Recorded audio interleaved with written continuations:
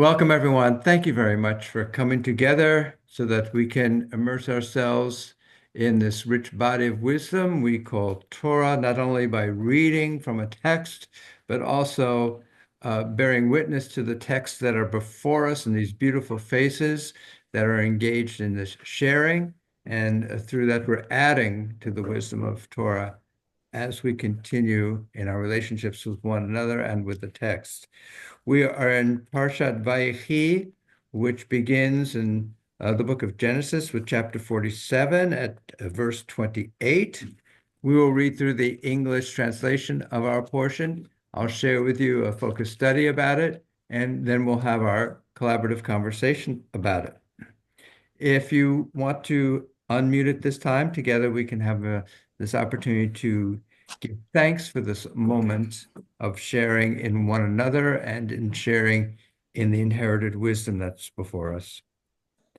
Baruch atah Adonai Eloheinu melech haolam asher kiddushanu so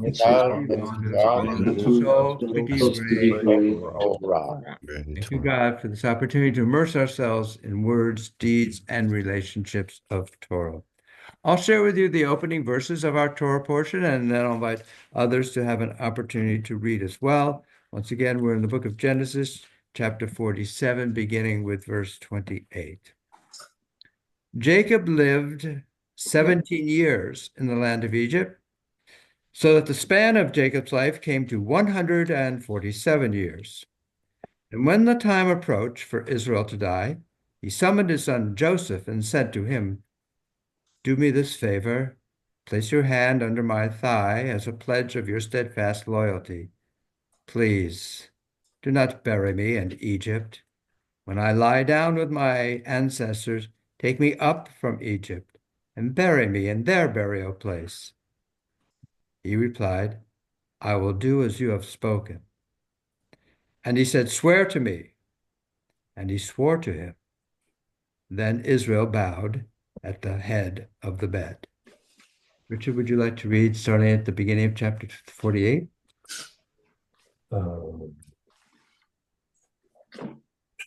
28? 48, verse 1. Yeah.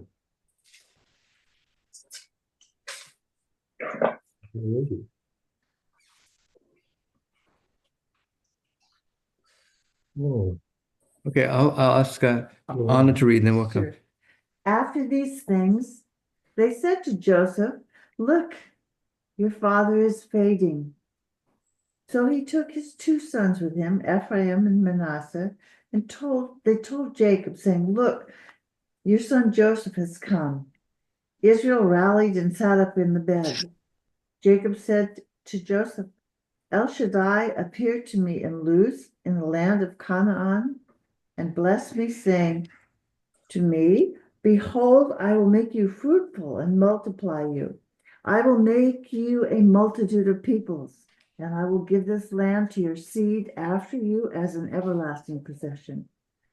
Now then, your two sons born to you in the land of Egypt before my arrival in Egypt, they are mine, Ephraim and Manasseh, and they will be to me like Reuben and Simeon. But your progeny, whom you engender after them, are yours.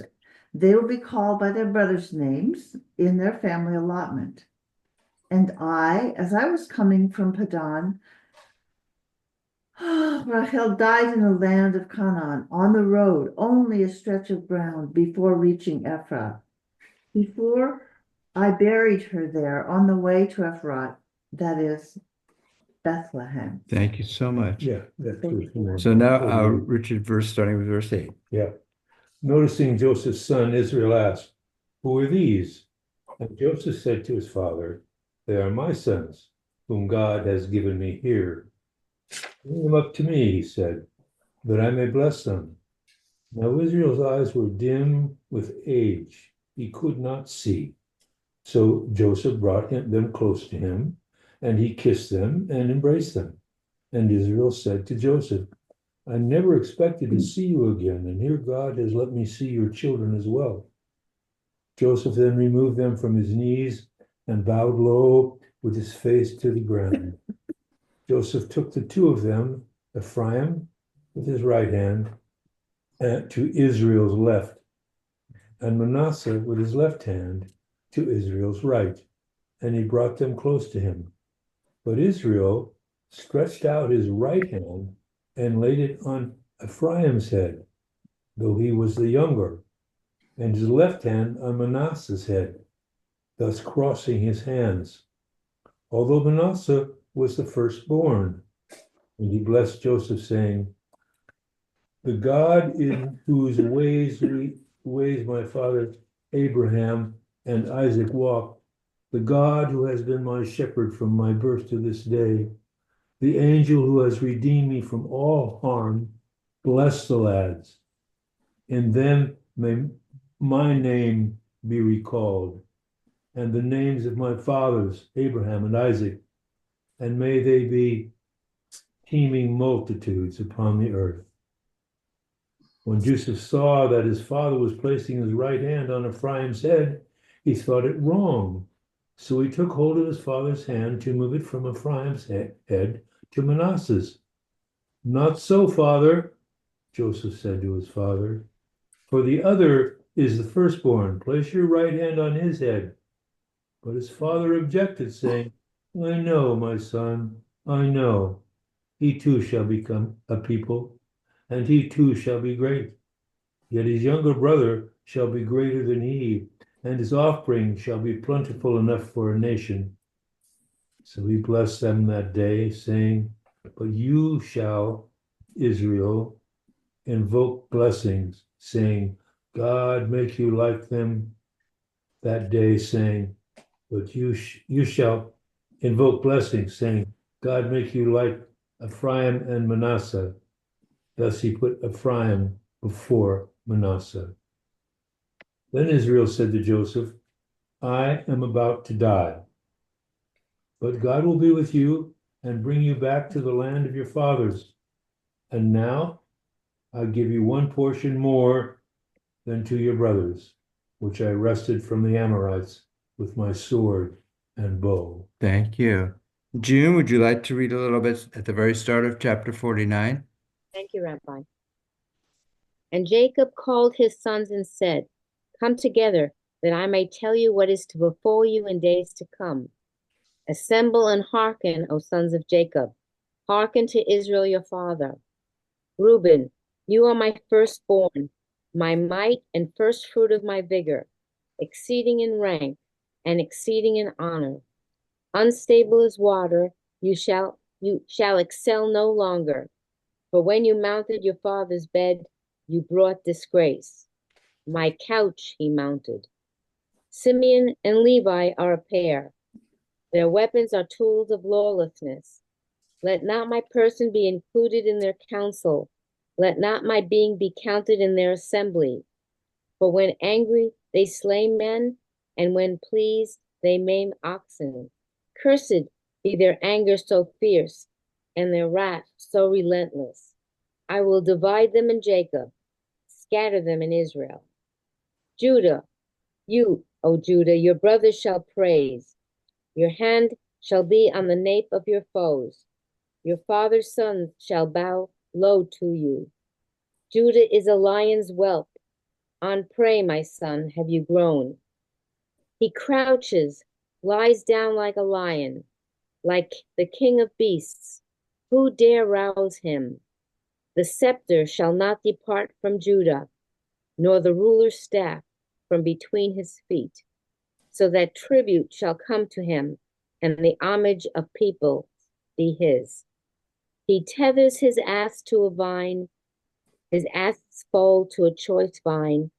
He washes his garments in wine, his robe in blood of grapes.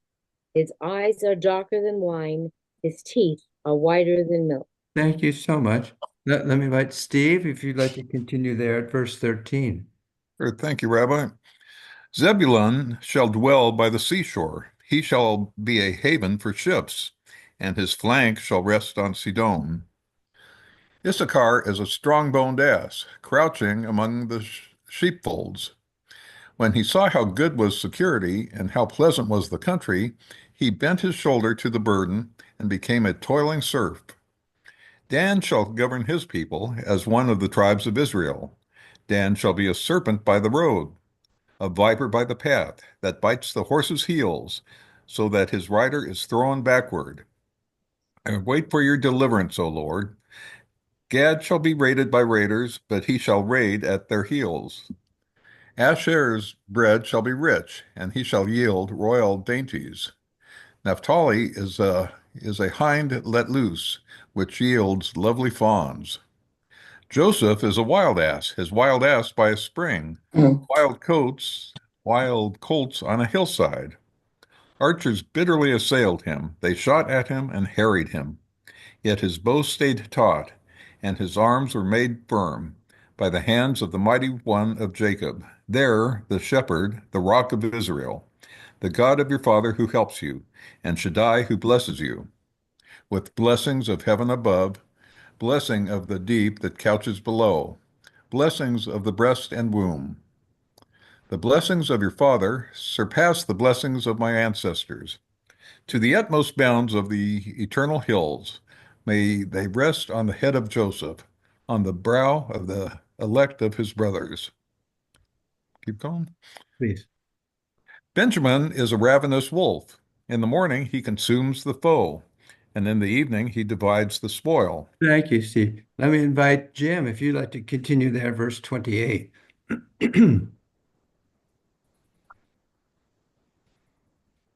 And Jim, if you want to join reading, you'll need to unmute.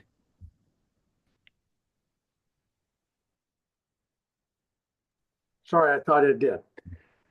All these were the tribes of Israel, 12 in number, and to them as he bade them farewell, addressing to each parting word appropriate to him.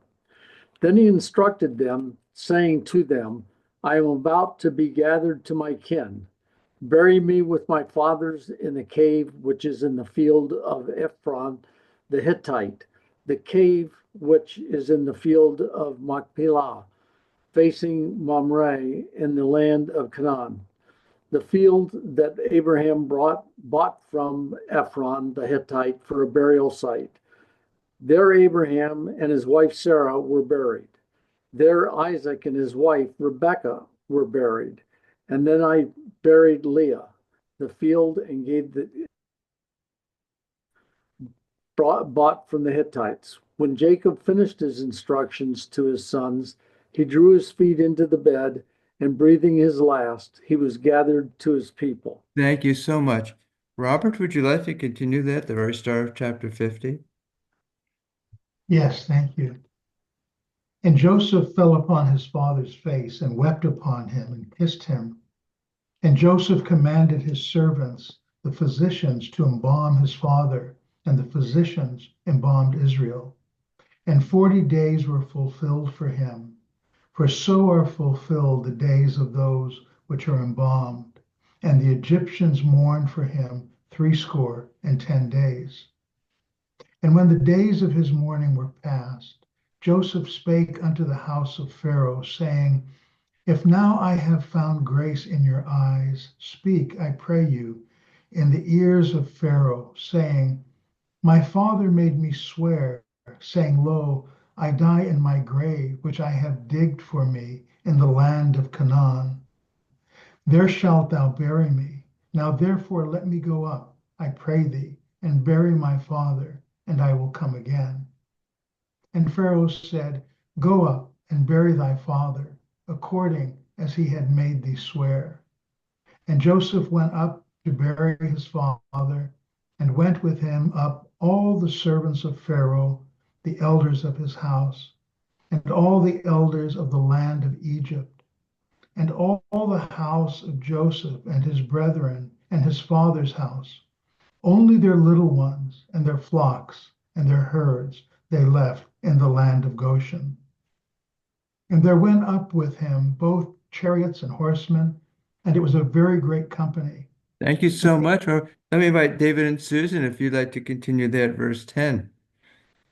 Thank you, Rabbi. When they came to Goren Ha'atad, which is beyond the Jordan, they held there a very great and solemn lamentation. And he observed a mourning period of 7 days for his father. And when the Canaanite inhabitants of the land saw the mourning at Goren Ha'atad, they said, "This is a solemn mourning on the part of the Egyptians."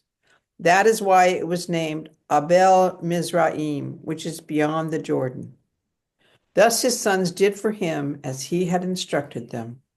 His sons carried him to the land of Canaan and buried him in the cave of the field of Machpelah, the field near Mamre, which Abraham had bought for a burial site from Ephron the Hittite. After burying his father, Joseph returned to Egypt, he and his brothers and all who had gone up with him to bury his father. And Joseph's brothers saw that their father was dead.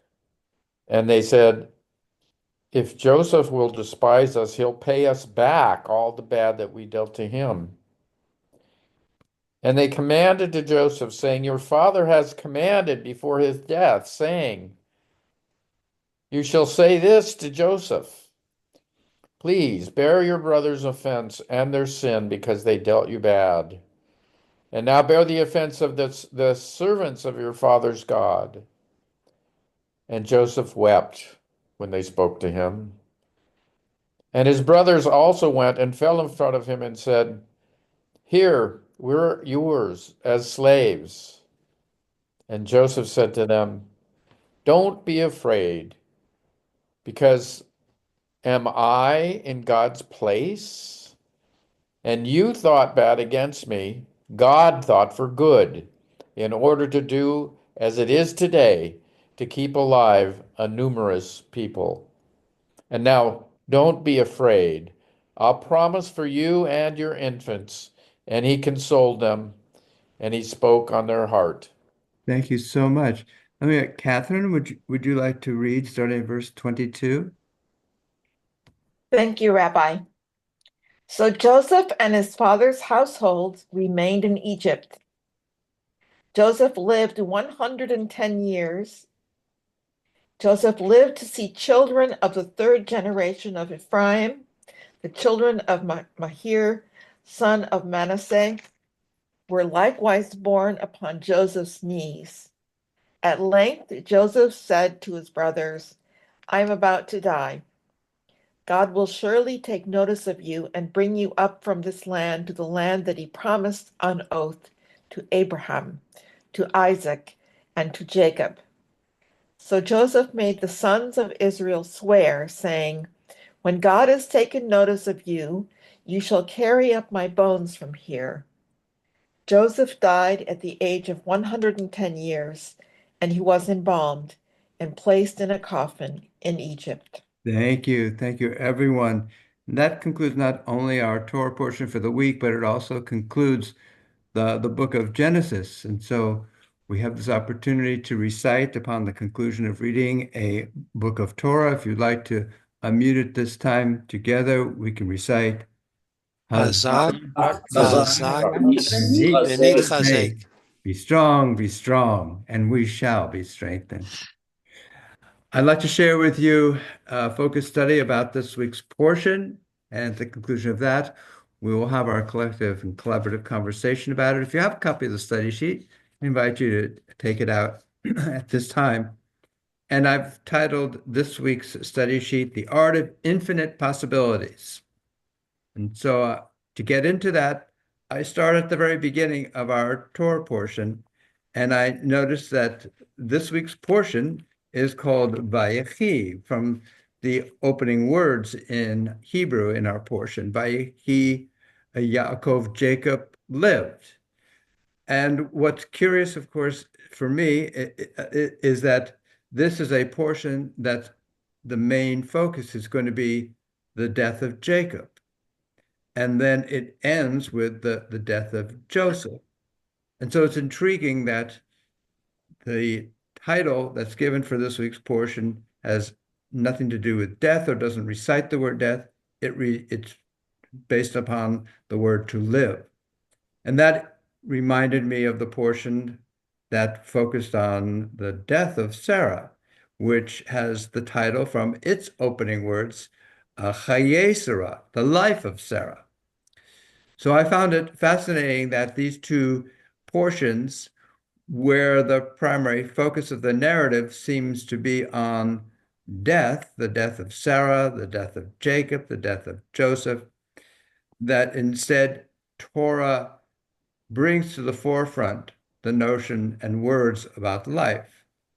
And so this is Torah's way of perhaps subtly informing us that sometimes when the episode that's before us on its face seems to be about death, it's really about life. And it's really up to us, if you will, to read the episode, to read the scene before us, to read the event before us, to see if we can read where life is in that moment.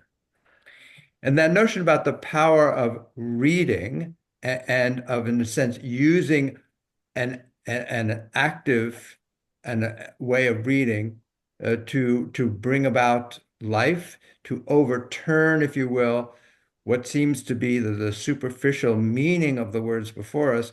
We have this lovely little story that appears in Talmud in the volume called Ta'anit, which is about fasts. So here's the story, number 2. After they had finished dinner, Rabbi Yitzhak said, "This is what Rabbi Yohanan said. Our father Jacob did not die." Rabbi Nachman said, "What? But surely there was eulogizing and embalming and burying him. Was it for nothing that they did all that?" Rabbi Yitzhak said, I am interpreting, Dorish, a biblical verse. So there's so much here in this little story that appears in Talmud that fascinates me. One thing is the fact that it is occurring within that volume of Talmud dealing with fasting in particular, which are fasts which are called upon when there's a drought, when there's a lack of food, when death seems imminent because of the conditions and the lack of food. And also, it's fascinating to me that this story is being told at a dinner party, in a volume that's about fasting. It is almost as if it is the story within the Talmud is trying to kind of overturn our own sense of focus on lack and drought and fasting. And now we're beginning a lesson in the middle of a feasting that's happening within this volume about fasting. And then, of course, the fact that Rabbi Yitzhak, Rabbi Nachman is looking at what we just read, and he's reading these words for the plain meaning that they have. Jacob breathed his last. He went to his ancestors. He was embalmed. He was buried. He was mourned. He was dead, right? And Rabbi Yitzhak said, well, look, if I read the verse midrashically, now, so this word drosh, from which we get the noun midrash, the way of rabbinic reading of the biblical text, that word in Hebrew comes from its root is that to interrogate, to explore, to question, if you will. And somehow Rabbi Yitzhak says, look, when I read it questioningly, then there is no death. There's only life. Okay, so that's what we're going to be playing with, this notion about the capacity to read creatively as a capacity to overturn words in their surface meaning and to discover something else happening there. Now we return to our portion and a verse from our portion. And so this is the scene at Jacob's deathbed. He's gathered all of his sons around him, and he begins by saying, I'm going to tell you what will happen in the days to come. That's the language that's used in my translation, perhaps yours as well. And I want to acknowledge that the Hebrew for what gets translated in my edition as days to come is Bacharit Chayamim, which literally means in the after days or in the end of days. And so the notion that he's announced he's going to tell them the things that are going to happen all the way to the end of time. In other words, he's going to tell them how the entire story of their family, of humanity, how it's all going to conclude in great detail. And then he seems to somehow switch from that subject to something much more immediate. And he begins to describe each of his sons and their character and what will evolve out of their particular character and so forth. So this provokes a lot of interest by commentators, and here is Rashi. And Rashi's comment on this verse is, well, he wished to reveal to them the end of all exiles, but the Shekhinah, the divine presence, departed from him, and he began to say other things. So here's this story in which it seems to be that this character Jacob is now going to answer the ultimate questions, is going to let his children know the end of the story. And then it is as if either he has second thoughts or there's some power that dissuades him from giving those kinds of ultimate answers to ultimate questions, to tell them how the story is all going to end. And the lesson there may be that if you don't know the end of the story, if you haven't been given the answers of how everything's going to work out in the end, then there's still the opportunity for choice to play a part in one's life. Yeah. If you know how everything's going to end, what's the point? Let's just sit and watch football games or, hanging around and drink, and then why do anything? We all know how it's going to end. But if we don't know how it's going to end, then we still have agency within us to act, and that can make all the difference in the world. So this notion about creating to disambiguate, if you will, what seems to be clear, to create a sense of perplexity, rather than creating a sense of complete clarity, is rather intriguing and goes for many artists to the heart of what art is all about. That art is not all about trying to answer questions and make things clear, but in a sense is there to stir up more questions and be provocative and inspire us to participate in life rather than to become passive in the face of life. So here is a quote from the great author, D.H. Lawrence. A book lives as long as it is unfathomed. Once it is fathomed, it dies at once.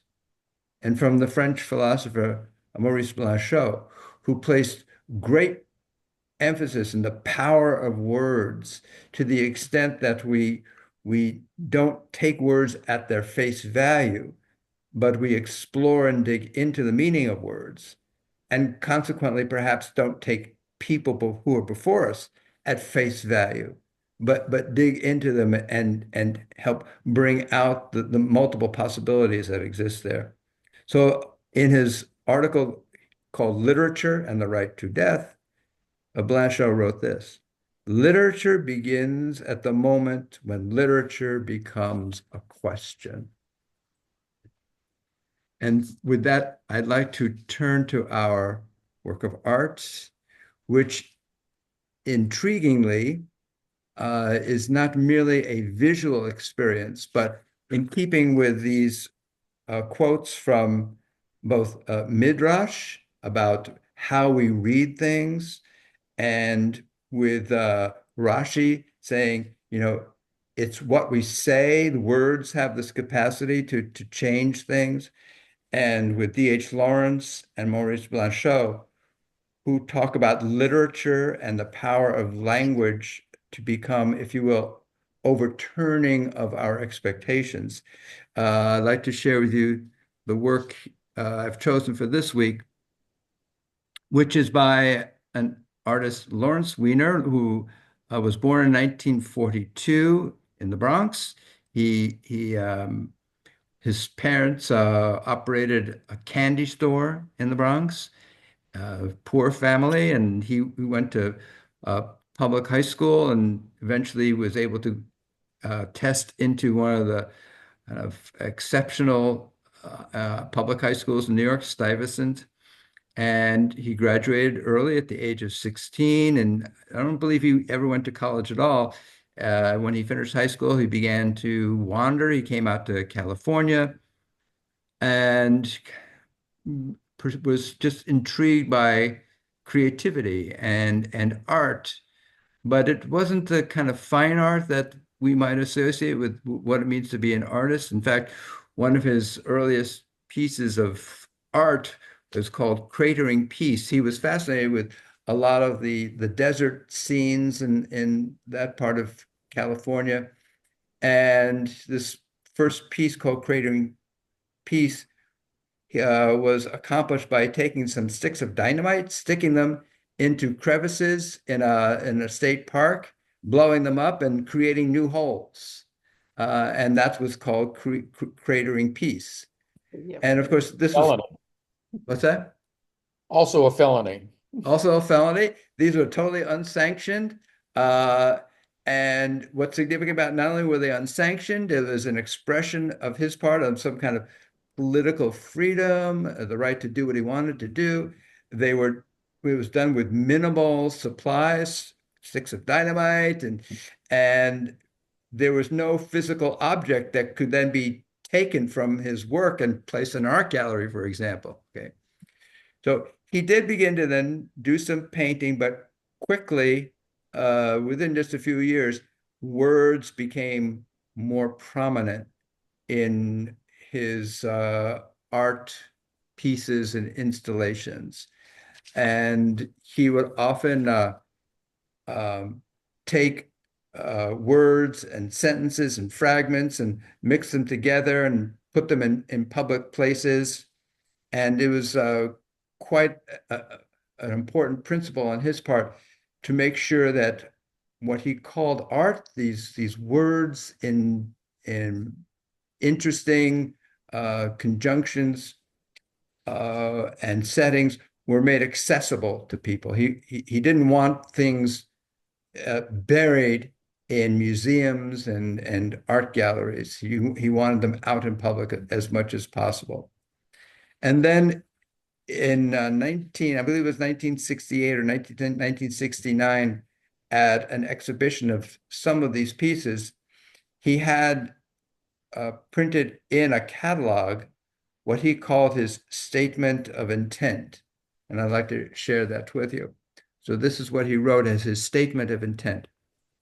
The artist may construct the piece may be fabricated, the piece need not be built, each being equal and consistent with the intent of the artist.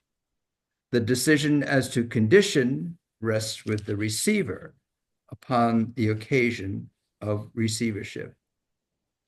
So with this statement of intent, Lawrence Weiner was basically declaring a work of art could remain just entirely conceptual in language form, or it could be created if so desired, and the maker doesn't even need to be the artist. And there was no right way to do any of this. And all of that was consistent. Any of those would be consistent with what he, the artist, intended to happen with his art. So so he's opening up, first of all, those who look upon his art to become co-creators and how they chose to manifest their co-creation was entirely up to them. And any option that they chose, that was what I meant. So what Wiener has done in this sense is he's now expanded not only who's involved in the creation of the art, he's also expanded how it should be manifested, and has expanded consequently what it all means. So here is what Lawrence Wiener said at one point about his work. The purpose of art is to ask questions. If you understand a work of art right away, it really has no use except as nostalgia. The concept of being an artist is to be perplexed in public. So this notion about perplexity and how that's essential to the creation of art, I want to suggest is part of what's happening here with Torah. Torah invites us, perhaps even encourages us, to see beyond the apparent, beyond the plain sense of what's before us. It values ambiguation over certitude, complexity over simplification. And life is found through questions and through the creativity that the interpreter, the reader, that is manifesting that question, gives birth to what we would call the art of infinite possibilities. And we see that, I want to suggest, in this verse from Amos, which is number 7 on our study sheet. Thus says Adonai to the house of Israel, Dirshuni, seek me, inquire of me, interrogate me, weave stories through me. Then you will live. So this notion that midrash, which is the word that's being used here in Amos, dirshuni, that same word, which is the same word that Rabbi Yitzhak uses in our Talmud story. I'm merely Dorish, interpreting a biblical verse, that is the source, the key, if you will, to accessing the treasure house of life, inquiry, creativity, overturning the rote. And I think it's a beautiful way for us to come to this conclusion of the book of Genesis, the story of these patriarchs, because now we're going to enter into a very different story and a very, very different primary character. And to carry with us that sense of questioning, we're going to see is going to be a key to releasing ourselves from enslavement and from exile. And it's going to be the primary source of sustenance on the way home. So with that, I'd love to know what you experienced, what you saw, what was meaningful to you, what was perplexing to you, what inspired creativity on your part, new thoughts perhaps as we read through this week's portion. Jay has your hand raised. I'll call upon you first. Please, Jay. Thank you, Rabbi. In the text I'm reading, at the very end of Genesis, there are two. It says halakha lema'aseh. Halakha lema'aseh, and then it says Joseph died in accordance with Proverbs 10:7. We say of an individual, remember with love and respect, may his or her memory be a blessing. Zichrono livracha. And I looked at 10:7. It says the name of the righteous is invoked in blessing, but the fame of the wicked rots. Now, I was going to ask you, Rabbi, is this the authors? Dr. Lieber was one of them. I think I'd mentioned that before. And Chaim Potok was also an editor here. Are these just little reminders, or are they somehow tied to the Parsha? There's one other here, and it says, swear. Okay, when it says 50, in paragraph 25, he says, "You shall carry my bones, you shall swear." It says, "The last wishes of the dying must be obeyed, as long as they do not contravene Jewish law. Deathbed instructions have the same force as a legal contract duly delivered under Jewish law." And then it says BTGIT, whatever that is in the Talmudic sense. Okay. Okay. And then I'll leave you with just one other thing, which really just got me, and that is it says that the last words of each of the parshiot, the 5 parshiot, this one is Egypt, the next one is journeys, Numbers is Sinai, or whatever, then Jericho, and the last book of Deuteronomy is Israel. And it says they're a virtual summary of the Torah's narrative about the people of Israel from slavery to Sinai to the Promised Land. Now, is this what we're in for? What is, and I'll stop, but I wanted to know what halakha l'maaseh means and what your thoughts are on what I brought forth here. Well, halakha, of course, is the way of walking, which is the word that we give to Jewish law, the way of walking. And maaseh, these are our acts, um, our works, if you will. So, and I'm intrigued by why these are the things that you want to bring to the fore for our discussion. What is it that's provoking you? Well, we've come to the end of this first book, and it seems to me that the editors, at least of this particular Tanakh, are kind of looking into basically Israel is established, as disparate as these tribes are and everything else, it's established. And then I think that didn't your blurb on Tuesday say something about closure? I think what they're trying to do is to say, read on, just keep reading on, even though these 2 forefathers have died. That's all. So here's the other thing that does intrigue me about your bringing that material in, Jay, which is maaseh is not merely can be translated not merely as an act, but often it also means story. So to combine maaseh and halakha, what the feeling I'm getting from it is we're going to be moving forward, and we're not merely going to be paying attention to what happens. We're also going to be paying attention to the narrative about what happens, the story about what's happening. Okay.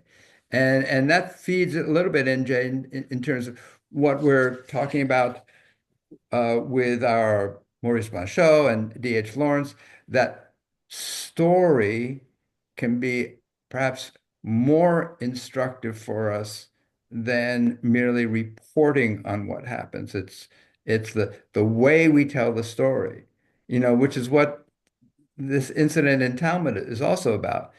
One person read it as, "Hey, look, I read the black letter here. Deathbed, dies, embalms, is mourned. He's dead." And the guy said, "Well, I read it differently." Okay. All right. Let me call upon Norm and then Catherine and then Richard. Okay, there is just so much going on here. I'm going to try and not be too disorganized in various thoughts that I have. Rabbi Yochanan's comment about why that Jacob did not die, I wish he had not been so terse in his response. I would like to have heard much more about that, because the thought is just really way out there, and I'm sure it didn't come from nowhere. There's the blessings that Jacob is giving everybody.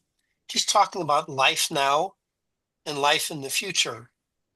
For some of the sons, he's talking about the way they are now. And for some of them, he's talking about their future also. Two of the themes that we're continually bringing up and struggling through the book of Genesis is that of a patriarchy where the first son is the one who's favored, as opposed to a meritocracy where the the leadership and administration and power goes to a son who is not the firstborn son. Sarah favors Isaac; he's not the first. Isaac favors Esav. Jacob favors both Rachel, secondborn, and Jacob. And Jacob favors Joseph, and later favors Ephraim. And this is going on and on again. So when it comes to the time of the blessings, a question which I have to ask is, are we convinced that Jacob is talking about people's merits, or is he falling back on the favorites who he has had before? And I think he has to demonstrate that. I think he does through the blessings, but he has to demonstrate that. A question that I have is that reversing the blessings for Manasseh and Ephraim coming, the second son becoming first, reminds me of the struggle between Jacob and Esav. And when Rebekah favored Jacob as the one who would become the family leader, and she hadn't any reason to because they were both her sons, both Jacob and Esav were her sons. She favored Jacob because she saw merit, she saw ability, she saw the strong points that Jacob had and the various weak points that Esav had. So she had lots of reason to be able to make these decisions and make this and favor Jacob. However, when this comes up with Jacob blessing Ephraim and Manasseh, he's just come onto the scene. I mean, did God tell him that Ephraim was going to be the one to favor? Did he pick it up very, very quickly, just in the very short time? How did he know what he was going to that he was going to favor Ephraim? The final question that I have was a little bit different. Is that in establishing Judah as the leader of the family, Joseph passes through Reuben, who disqualified himself, and also Simeon and Levi, and he has nothing but bad things to say about both Simeon and especially Levi. Levi is going to become the head of the priesthood. That's where the priesthood is going to come from.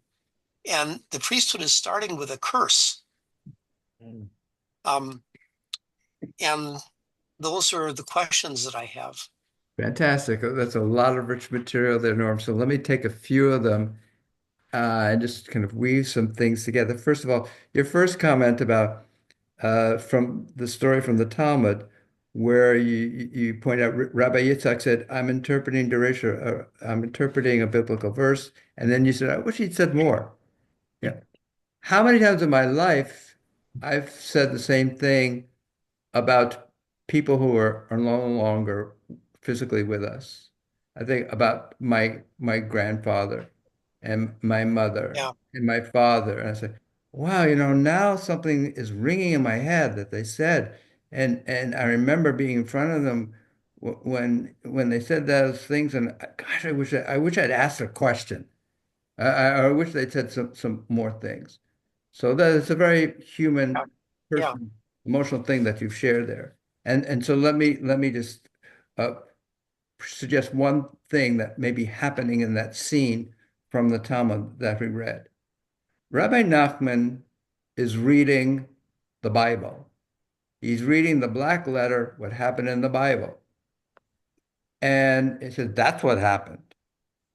He died. It says so right there. And Rabbi Yitzhak says, yeah, but I'm reading it. And as a reader, I might see something else there that's buried underneath the topsoil of that black letter. There's something else going on there in that scene, is what he's saying. And the fact that this story of Rabbi Nachman and Rabbi Yitzhak is occurring within the Talmud is also intriguing, because we sometimes think about the Talmud as the 63 volumes providing us with all these rules about how to do things, halacha, all these rules about how to do things. And it is also filled with, if you will, a countervailing force. If halacha is restricting how we can do things, how we can understand things, and how we are to behave, then there's a countervailing force and discourse that's happening within Talmud as well, which is what's happening right there, which is what we call Agadah, which is storytelling. And storytelling has the countervailing force of like opening up the possibilities, expanding the creative powers, considering that there's another way to understand things.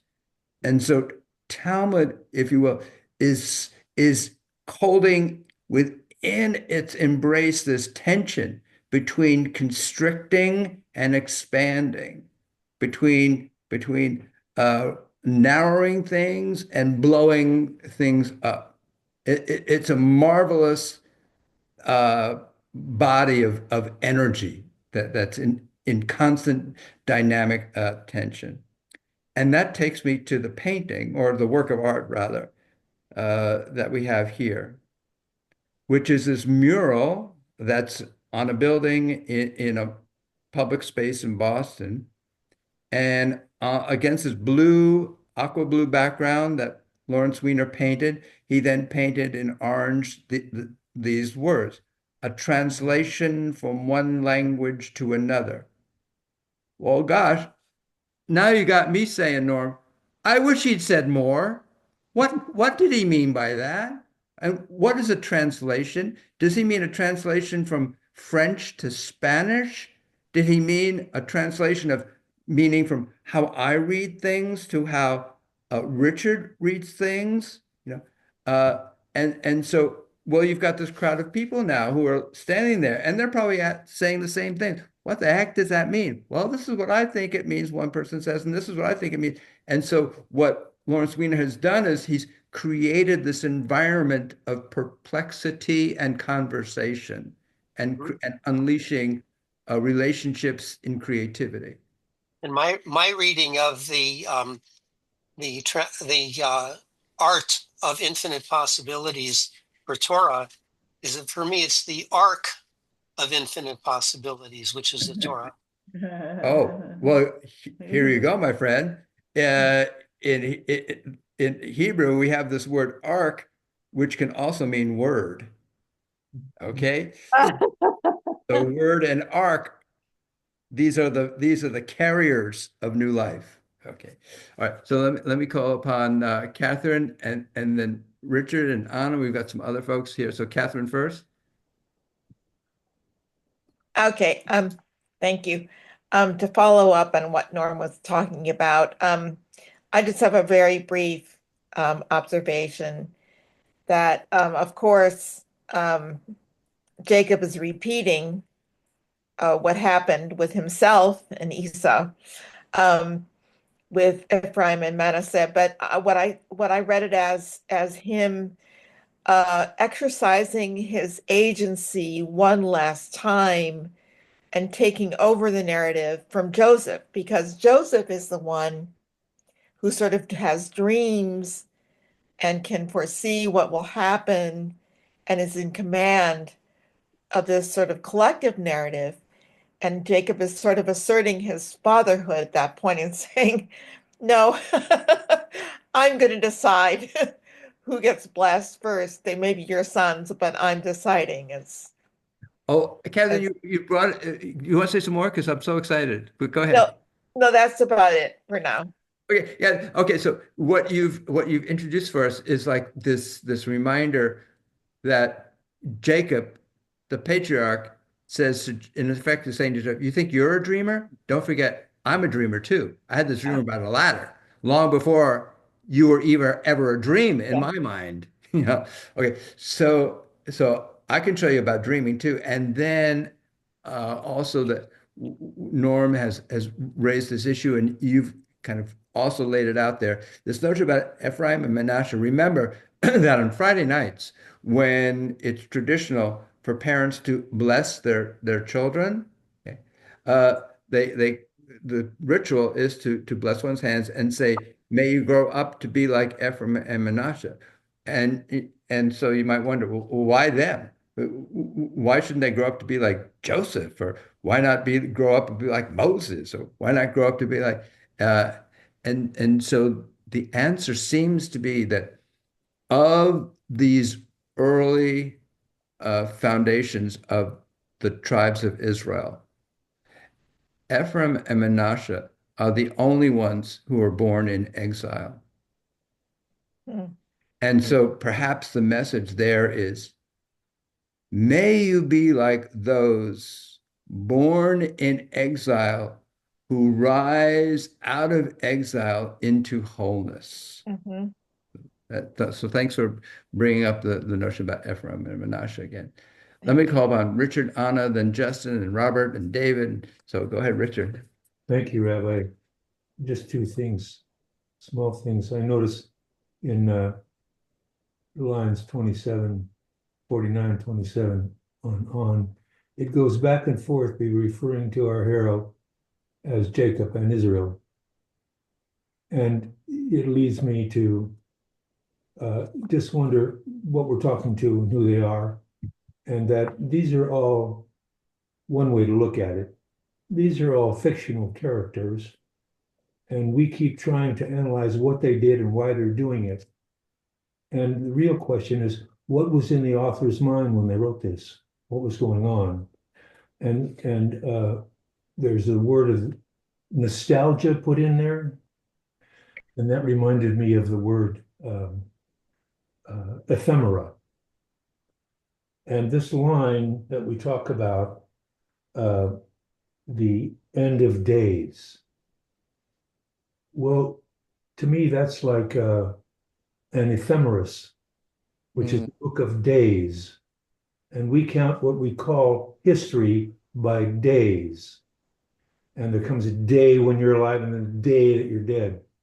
Well, maybe there's a point at which you're already dead, and that living, we all live permanently in some way. And that maybe there's a way to pick your feet up into the bed or pick your feet up off the rock and continue your journey. And we're always on some kind of soul journey that's going on. And that we're no longer, there's a possibility here not to look at our life as one day after the other and what's going to happen, but rather, if we didn't have days, if we take a look at the present world, or the what's the word I want, the Sartre,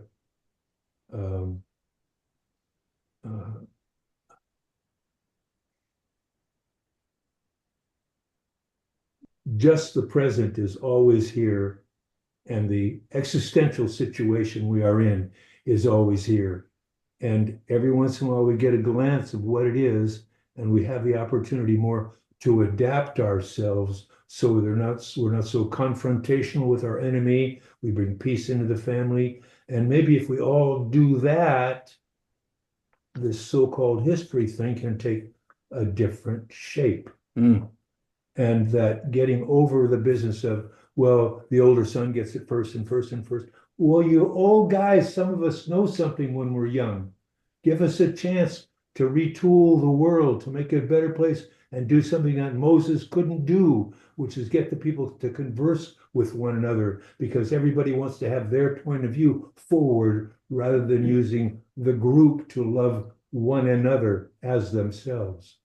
And maybe it takes times like we're going through now in the world, where that is allowed to rise up in people as a way to confront, having not being able not to be confrontational.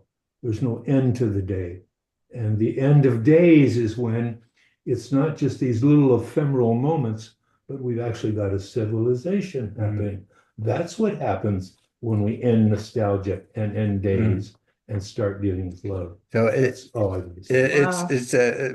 thank you so much, Richard. And what you got me thinking about was how, especially in Western European culture, when we think about death, we think about death and its finality, and also we think it primarily as something we just as soon avoid, and we don't even want to talk about it, and we want to hand off the process to someone else, and be over with it.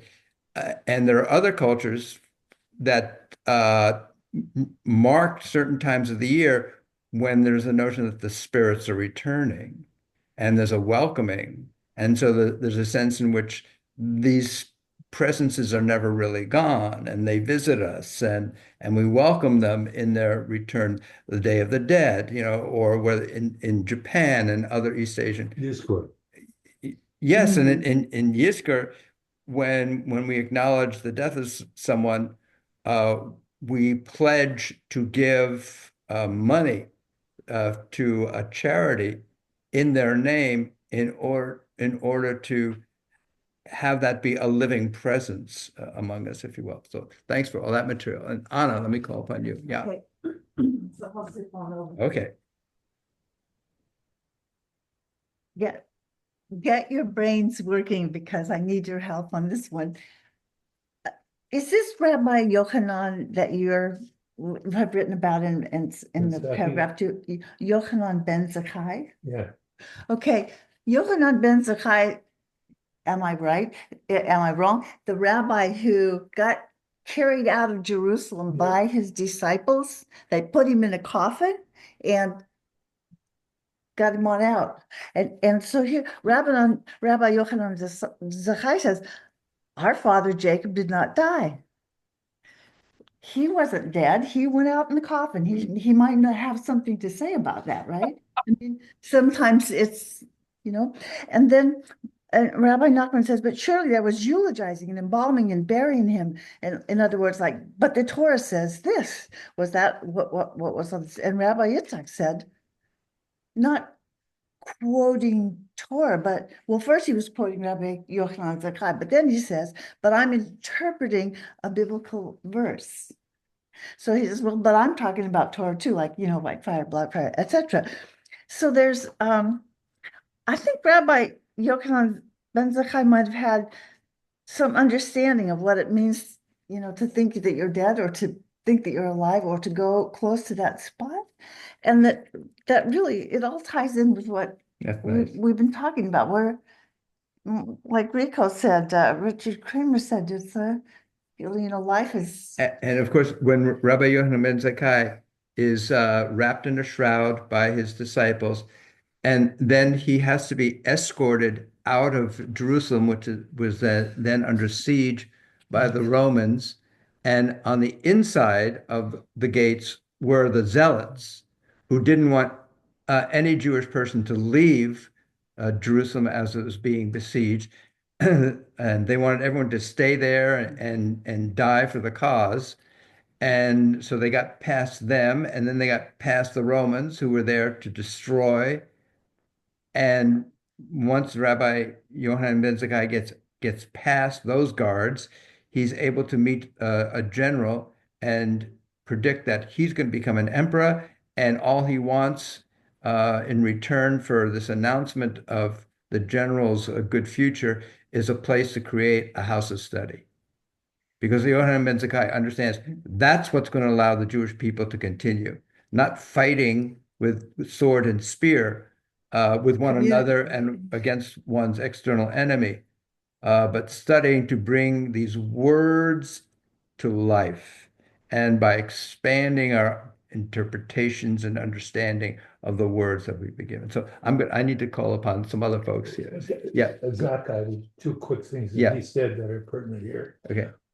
One is, don't worry about not being able to make sacrifices in the temple.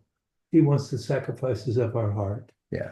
And the other he said was, any assembly that's not gathered for the sake of heaven will not endure. Any assembly that's gathered for the sake of heaven will endure. And so life will continue regardless of what shape you're in, if you're a corpse or if you're in Etheria or wherever it is, as long as what the prayer is about to make heaven happy and bring that into the family of man and woman, then it's a good thing and it will endure. Beautiful. Thank you, Richard. Thank you, and thank you, Anna. Wow, great. And let me call upon Justin. You wanted to share something, and then I'll call upon Robert and David and Susan. Thank you so much, Rabbi. It's a great pleasure to just see everyone and to be here in this meeting. I kept on circulating around the issue of allowing all of that complexity. But I mean, and again, circling back to when does it need to be complete and sincere and one? When can it just dial out into seeing all of the multiple perspectives? And when do you have to say, this is serious? When does that come in? I mean, I think that's the real dialogue with these different levels of observance in this is to so I mean, I know that Rabbi Nachman of Breslov, he wrote in his stories about the simple man and the complex man, and the complex man just has a terrible time of it. He chooses to do everything, and it just makes it so much more complicated. And the simple man is like, and I'm curious about the balance really between what is Rabbi Nachman, yeah, right? Okay, so how just okay, that's it. That's it. That's it, isn't it? That's it. You said it. You said it all in its complexity and its simplicity. Beautiful. So it's uh, and that's what Talmud does. It doesn't say it's not the Shulchan Aruch, which is a much later work, which basically said this is how to do things. It is a body of work, one voice of which is saying, okay, we got to come to a decision. It's been nice having this lovely, interesting discussion, but we got to decide, is it when you sell a piece of land, are you selling the trees and the fruit on it? Or is the seller get to keep you harvesting the fruit, at least in the first year? We got to decide this. It's nice to talk about all this fun. Okay, so then there's the other voice in Talmud that's saying, okay, I understand we need to make a decision here, but let's explore what if we haven't seen any fruit on the trees yet? What if it's just a mere expectancy, a mere potentiality that there might be fruit there? So these two voices that you've just shared of, okay, let's expand the possibilities, and the other voice that says, let's make a decision. We gotta go. The fire is outside the door. We can't keep wondering about having nostalgia about all the beautiful photographs around the house. We gotta go. We gotta make a decision about what's going on. So all these voices are happening. And that's what we've been given. We've been given human agency. We've been given human agency, not a rule book.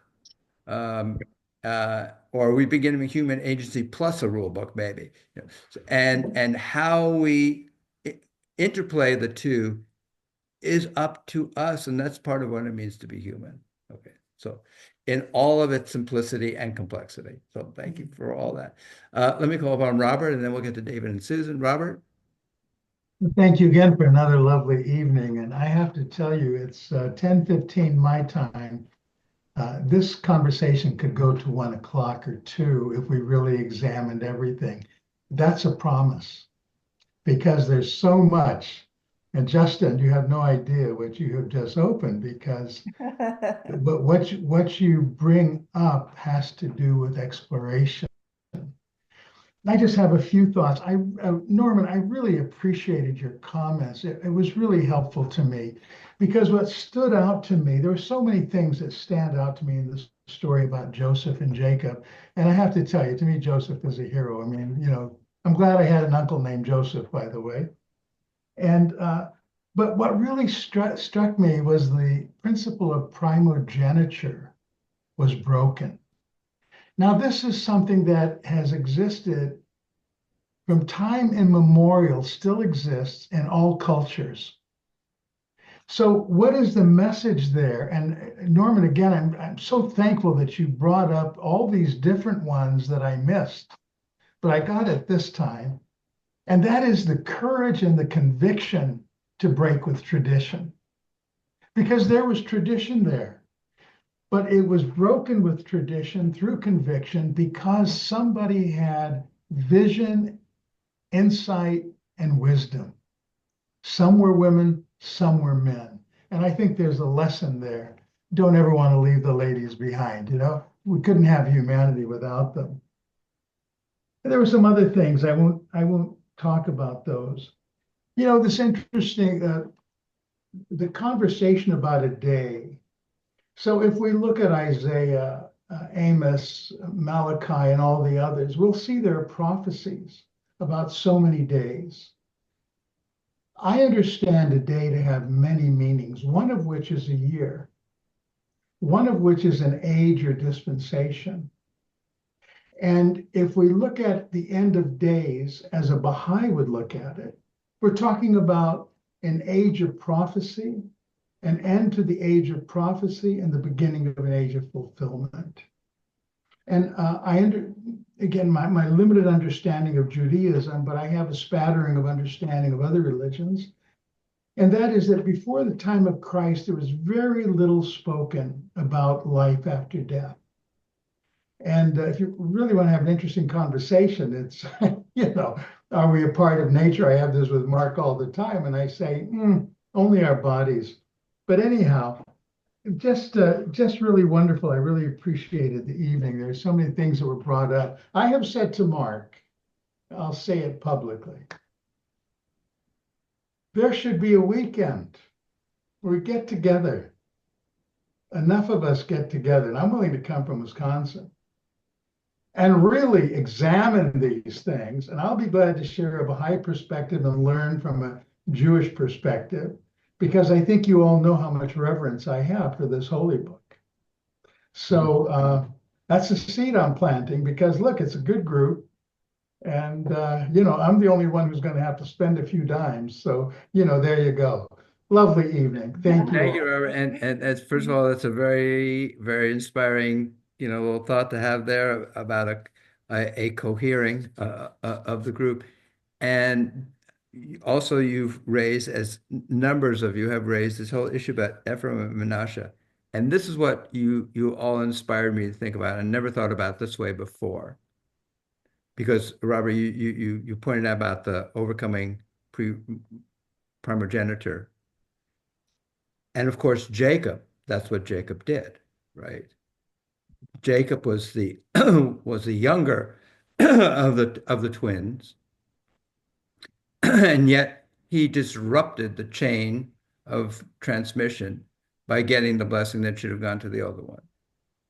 And he spent his life feeling out of sorts because of it. And he has this moment of reconciliation, a brief moment of reconciliation with Esau, where he in effect returns that blessing and says, look, I took this from you. It's yours.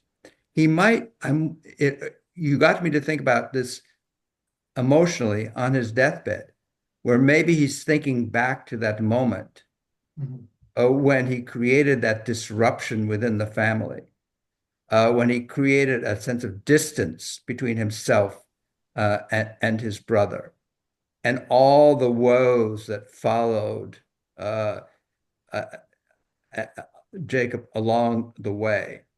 And And so now maybe I'm thinking when he says here, by you shall Israel invoke blessings, saying, God make you like Ephraim and Manasseh.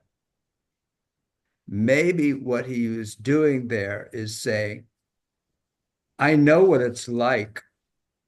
On the one, this is like Talmud. Oh, this is getting back to Justin's point and everyone's point.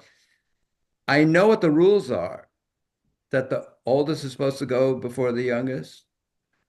But it's also important to free yourselves to think that another way might be possible, that it might be, there are times when it's appropriate to disrupt what the prescriptions are, what the rules are. There might be a better way than the way we've been doing things for forever. And so I want to preserve this notion about the upending order. But what's in that upending of order can really only be beneficial for us if we are walking together on the same path. If we're all together on this journey called a journey back home, and we're doing it together. Thus may you be like Ephraim and Manasseh. May you explore the new innovations for doing things, but may you walk the way together, unlike what I and my brother did.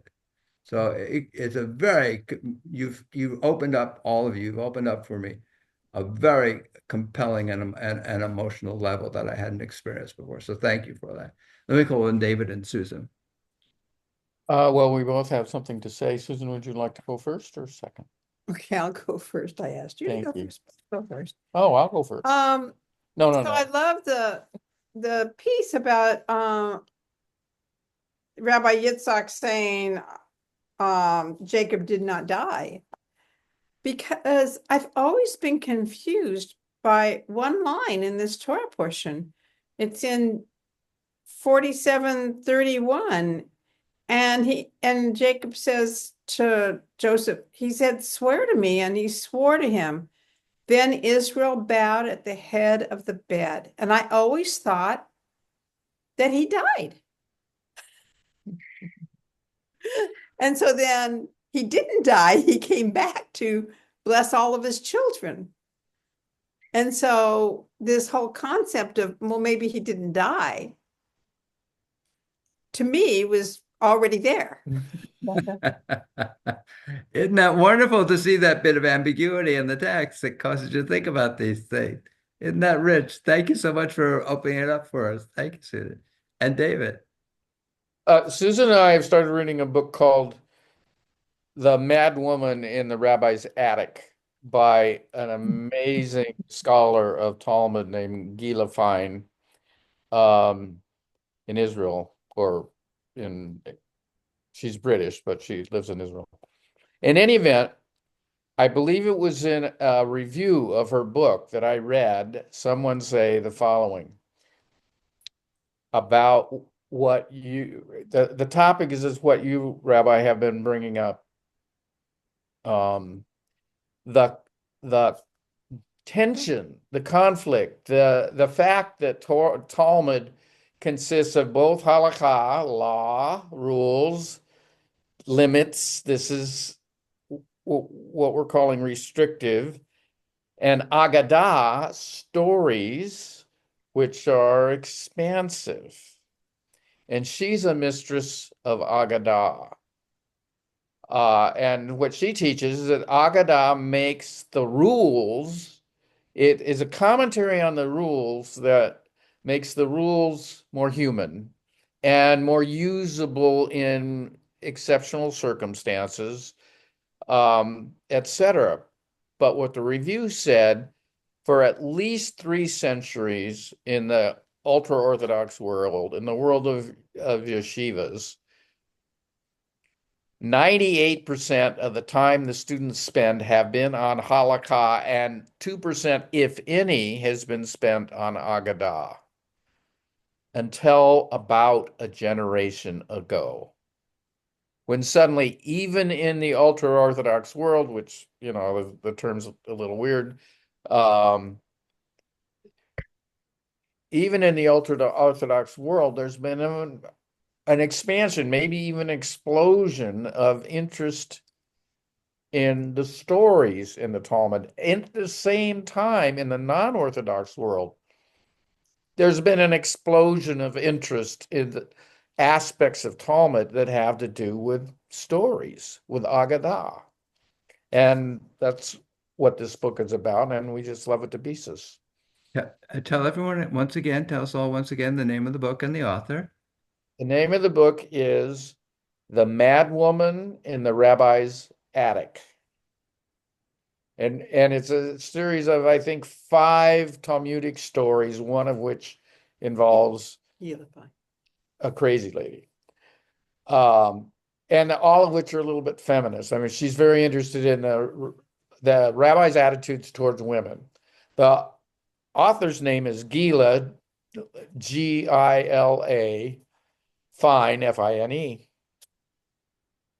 So I'm going to draw all this together by invoking the name of one of the great American writers who went into self-exile from this country because of the lack of coherence he was able to experience within it, and that's James Baldwin.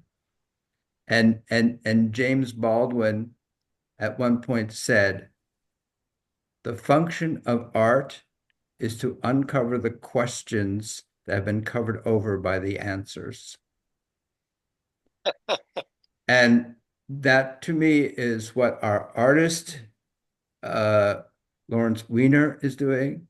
To me, that is one of the subliminal messages of Torah that don't just accept what you see happening on the surface of my pages, but dig down below it, lidrosh, interrogate them, dig down, subvert even what you see there. That's what is happening in this Talmud piece. Hey, reading has this capacity to restore to life that which look dead, and to be engaged in it with a group of people who are seeking to embrace life, especially during this time when so many of you are literally on the borders of devastation and destruction. God bless you all. God bless us all. Let us continue on this path together, and perhaps we will even take up the challenge that Robert has presented of our coming together all in one place, and for having that kind of embrace as well. God bless you all. I look forward to Thank you, Rabbi. Thank you. Lovely it. Well, evening. Thank you, Rabbi.